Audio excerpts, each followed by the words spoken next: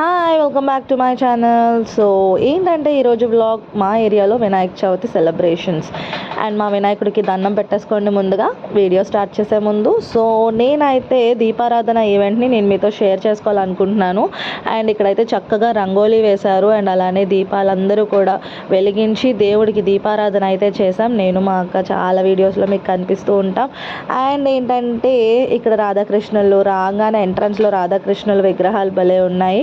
And ఇక్కడైతే మనం all set దీపారాధనకి అంతా రెడీ అయిపోయింది. సో దేవుడికి పూజ అయిపోగానే నైవేద్యం పెట్టేసి దీపాలు కూడా వెలిగించేసాం. అండ్ ఫస్ట్లీ వినాయకుడు ఎంత బాగున్నాడో చూడండి మధ్యలో.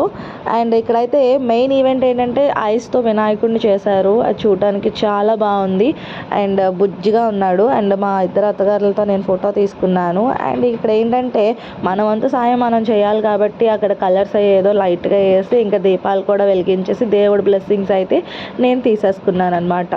సో ఏంటంటే బేసిక్గా చిన్నవాళ్ళలో అందరూ కూడా ఈవినింగ్ అయితే ఇలాంటి పండుగలు వస్తప్పుడు అందరూ బయటకు వచ్చి అందరూ పార్టిసిపేట్ చేస్తారనమాట. సో అంతా ఒక ఫ్యామిలీ లాగా ఒక యూనిటీలా ఉంటాం. సో అదైతే నాకు చాలా ఇష్టం.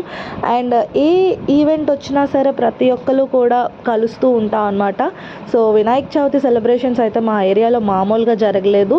అండ్ రానున్న వీడియోస్లో ఇంకా ఇంకా మంచి వీడియోస్ వస్తాయి. సో అదండి మా వినాయక చవితి సెలబ్రేషన్స్ అయితే ఇలా జరుగుతున్నాయి. ఇంకా ముందు ముందు ఊరేగింపు వీడియోలు కూడా నేను పెడతాను. Stay tune to my channel.